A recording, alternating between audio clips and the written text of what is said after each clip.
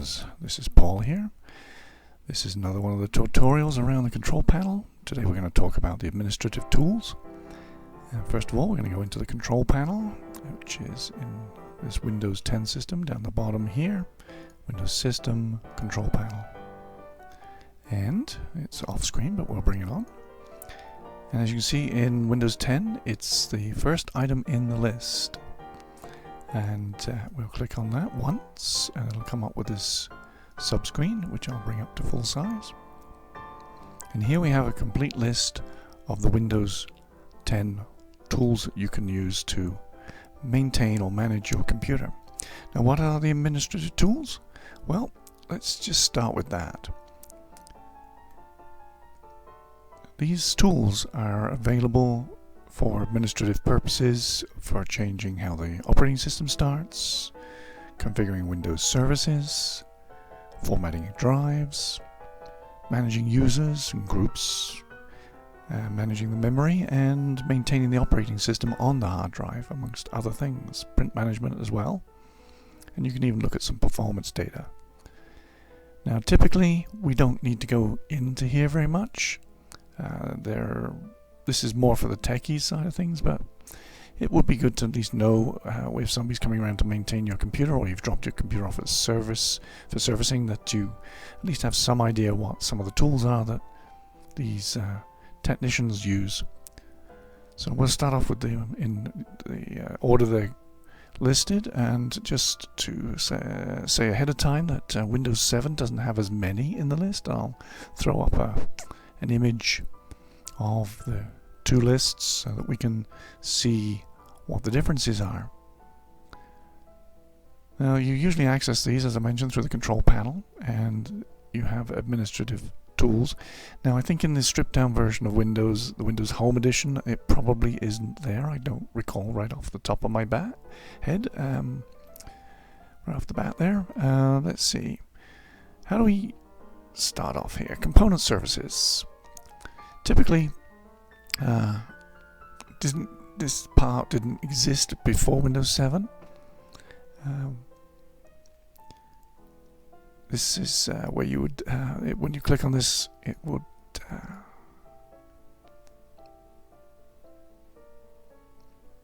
come up with a snap-in, giving you access to what it calls, again, component services and event viewer.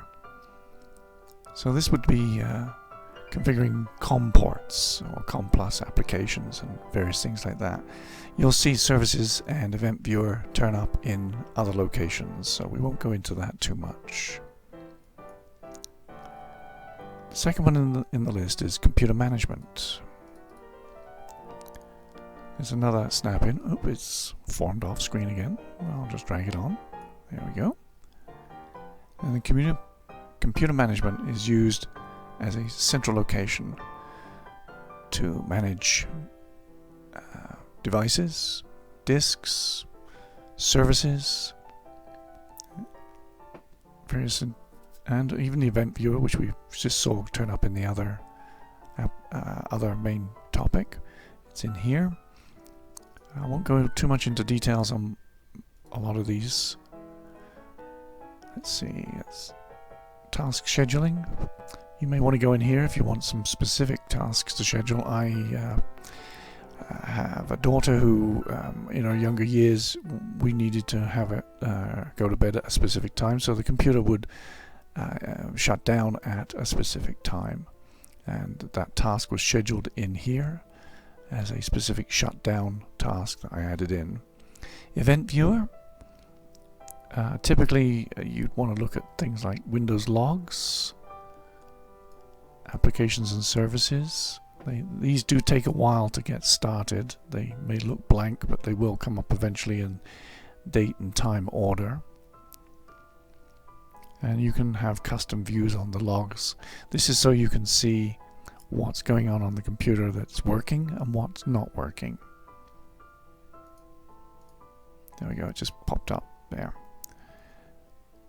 So you've got a task category, event ID, the source of it, and of course whether it's informational or more serious, we can right click on these and filter these logs. And we can say, I just want to see the critical ones for today. And you've got to be kidding me. No critical. Okay. Filter current log. And let's put in critical, error, and warnings. And we'll leave off the rest. There we go. There's some errors. Application errors. It gives you a code and date and time when it happened. And you can do that for the applications, and systems would be another one to have a look at. This is more for the Windows side of things. I'm not going to go into details on these unless asked. But again, you can go in and look at these and click on any one of these and it'll put in the box below some details on it. Shared folders. You can see what shares are set up on your computer, and you can even stop sharing, etc., etc. on these. Local users and groups. You can click on these and it will come up with the accounts that have been set up on the computer. The default is the administrator account, and you can set up others, user, and so forth. You can do it here, or you can do it in the control panel, users account, user accounts. This isn't available in the Windows Home editions. Here is some Here are some groups. Now, I wouldn't go in here and mess around with these. These are specifically set up as levels.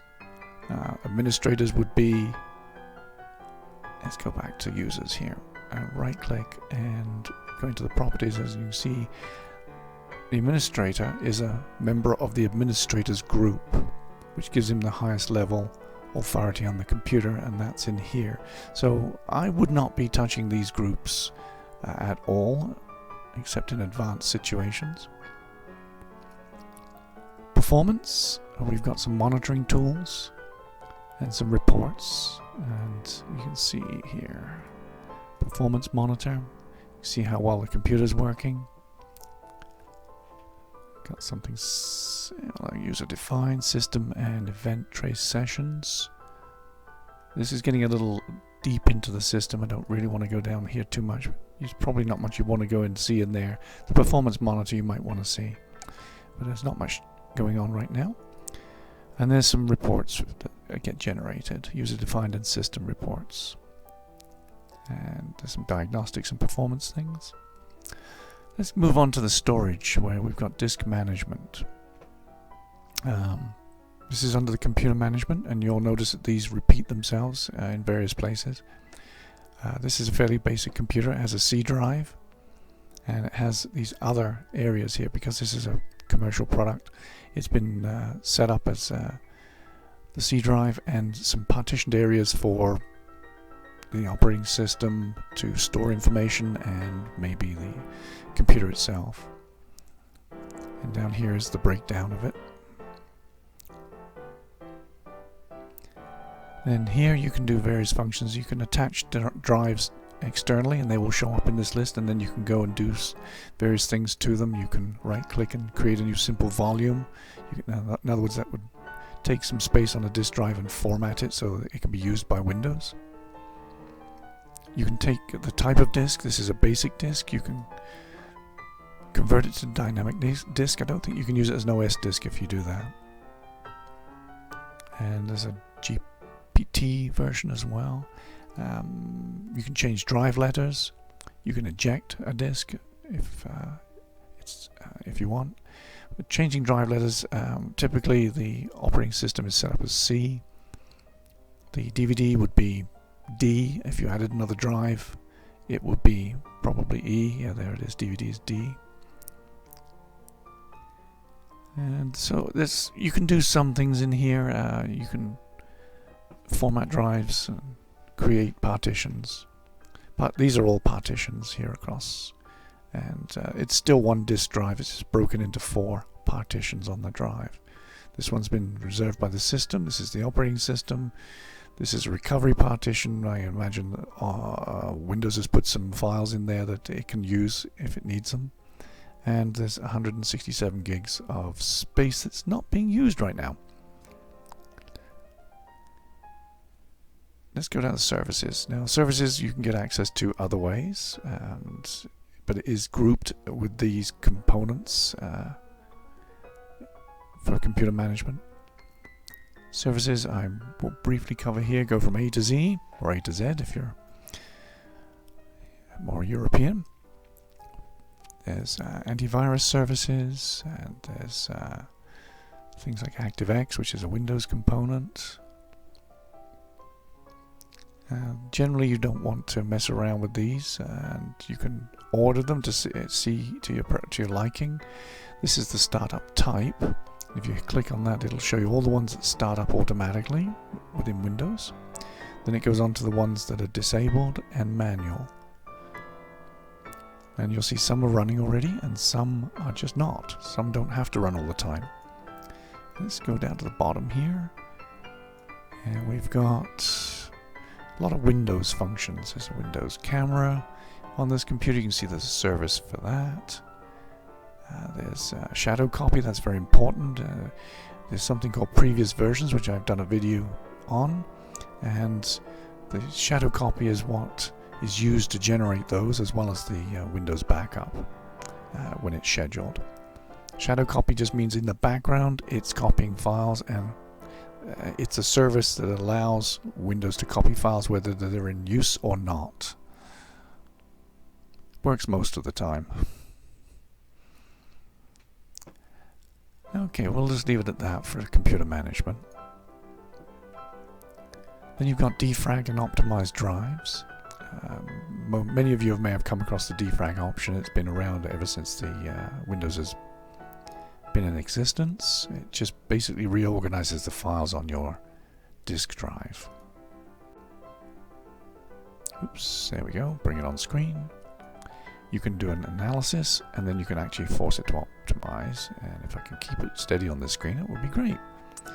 And it will, you highlight the one you want, say analyze, and it will start producing a list of, yeah, it says OK, 2% fragmentation. That's fast, actually. Oh, quite impressed. Disk cleanup, it will take what's in your recycle bin and various other areas, typically Internet Explorer and the like. There we go. Downloaded program files, since this is a relatively clean computer.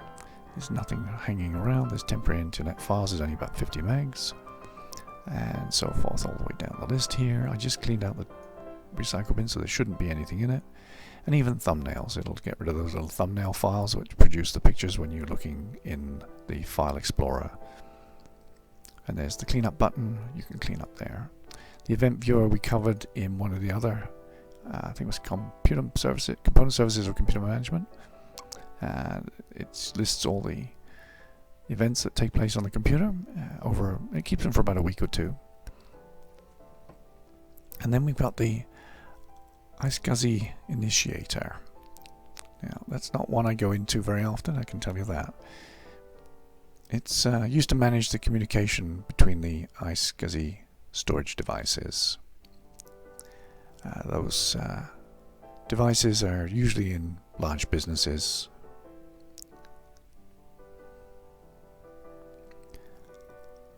And I wouldn't be going in there normally. Local security policy, you might want to change something in here once in a while. I have done, just to make things smoother.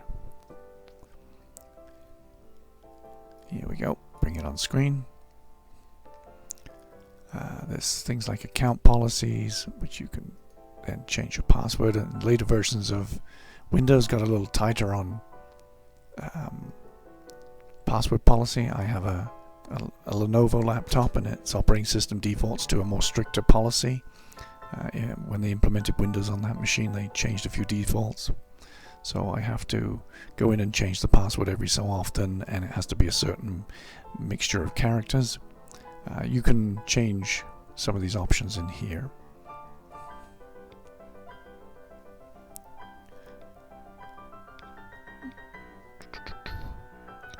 Let's go out of there. Now the ODBC data source is 32-bit and 64-bit. I'm not going to say too much about those, except it's to handle databases. You'll see two here. I think it's you only see one typically in one of the older versions of Windows.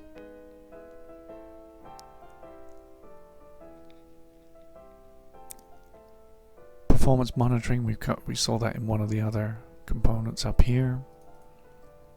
It's now, oh, there it is.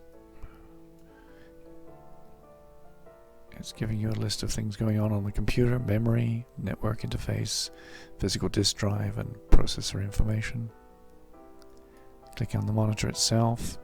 It's giving you some details down here about last, average, minimum, and so forth. And there we go. It's starting to populate with some details. And not much else I want to talk about in that. So just details, things like CPU, RAM, hard drive.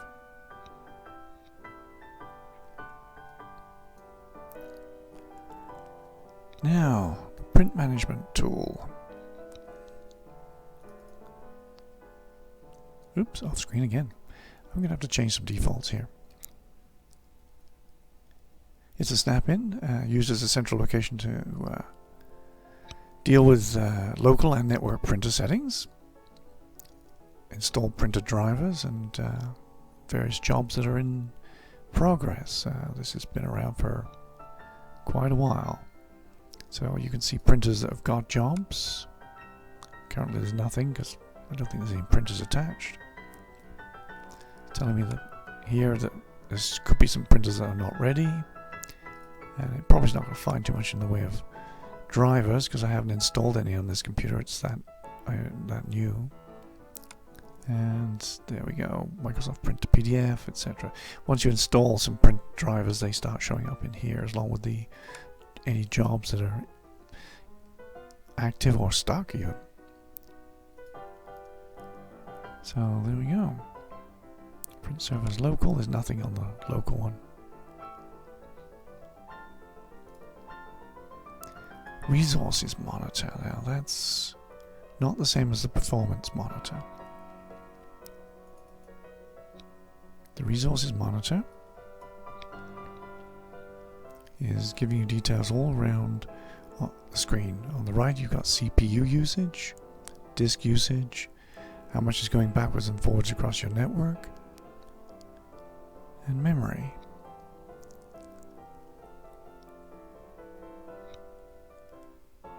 As you can see, there's all sorts of items over on the right here. System interrupts. To be honest, I haven't been into this thing in many years. I'm not sure what these are for on the left. I probably wouldn't be using them most of the time. I would probably just have a quick look at these graphs on the right to see what's important. There's some memory usage here,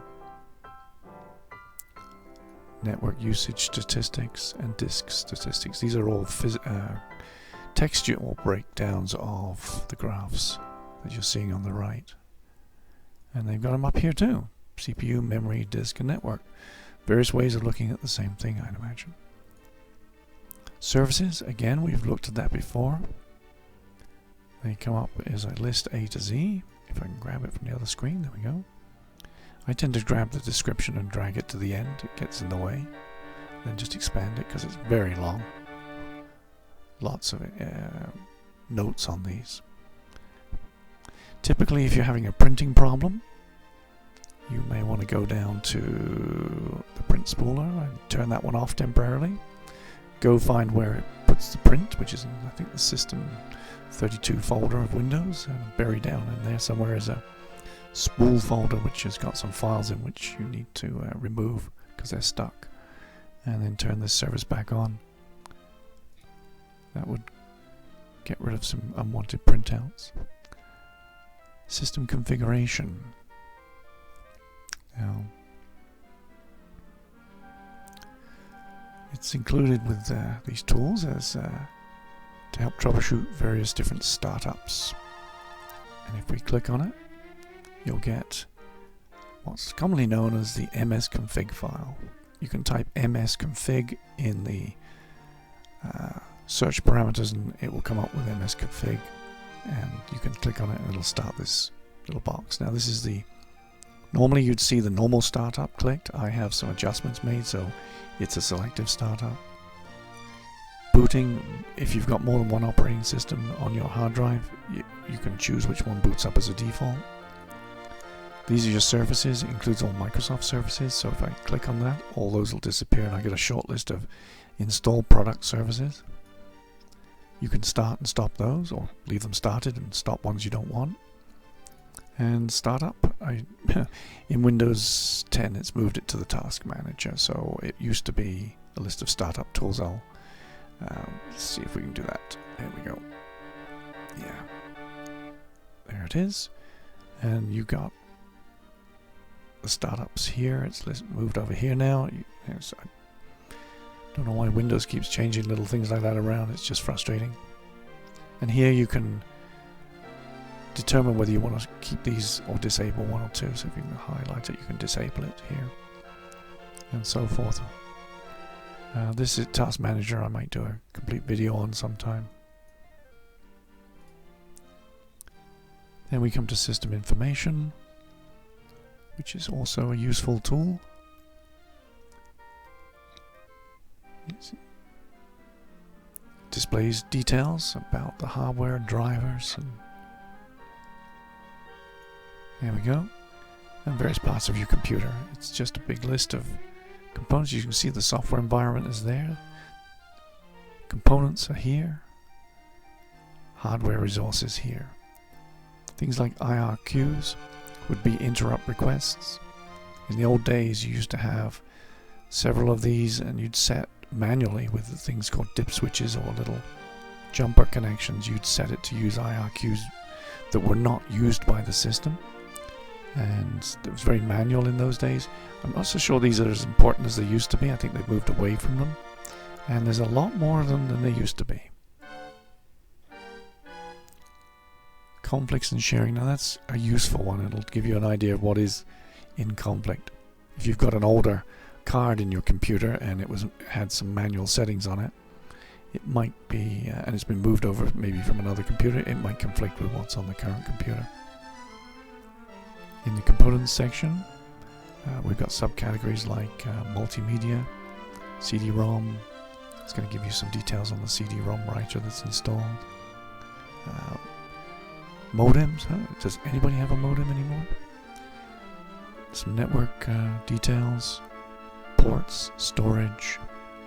For printing, it's going to refresh that. There's not much there. Problem devices, and then USB settings. Down in the software environment, we're going to look at system drivers. Lots of those. Don't too worry about too much about any of these. Print jobs, nothing outstanding. And as you can see, services again, and so forth.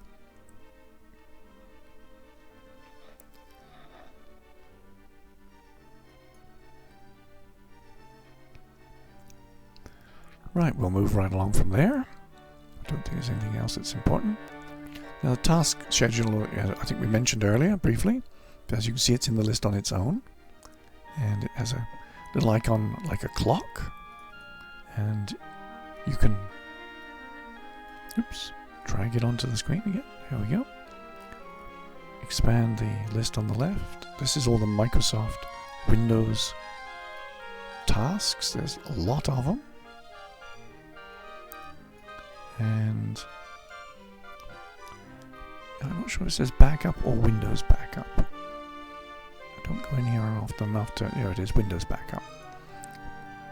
And as you can see, automatic backup is disabled at the moment, which is true. I've disabled it, but it's at the default setting of every Sunday at 7 o'clock.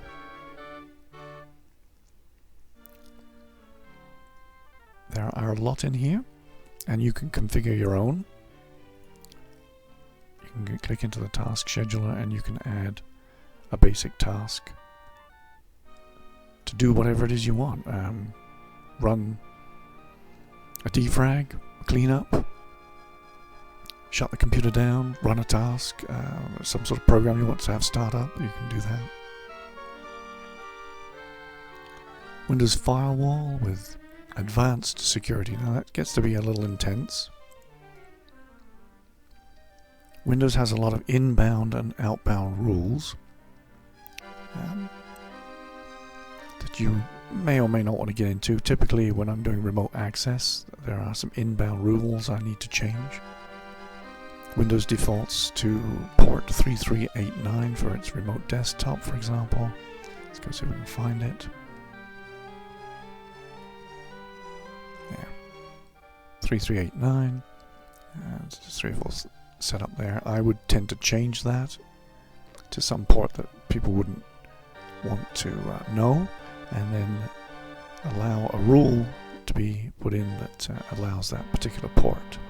So I may cover that in details if somebody wants me to, but it's fairly straightforward. Most techies can do that fairly easily. There's several areas you have to change things, but it's fairly simple to do. This is where you can confirm that, say, your antivirus has set up some rules that are sufficient to cover your security needs and so forth, and it hasn't opened things up too much. For example, Skype is having got any all across the board here, which is probably not that secure, but anyway, I'm not going to comment on particular products. And you've got Windows Memory Diagnostics.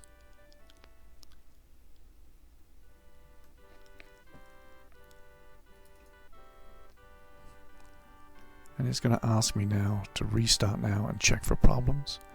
I do, and to set it up so next time, restart now and check for problems, or later. I don't particularly want to do that right now at all, so I'm going to just leave that one alone. So that's pretty much most of the administrative tools on Windows 10, and I'll just bring up Windows 7 and we'll take a quick look to see what the differences are.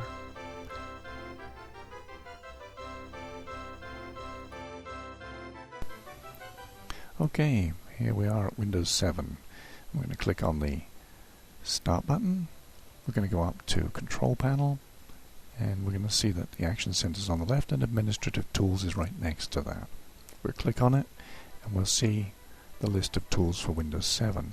It's a little shorter. Let's pull up the two side by side here. You'll notice that defrag and disk cleanup and ODBC and things like system information are new in Windows 10. They've taken out the PowerShell modules. If you click on that, you'll get an interesting little DOS box come up. Let's just do that. Alright, let's organize it. Here we go. And this is not something you'd really want to be going into unless you're an IT person. This is a way of putting in commands on a command line and affecting major changes to the system. Mostly this is used on servers when you're setting up server operating systems, and maybe things like Exchange on that.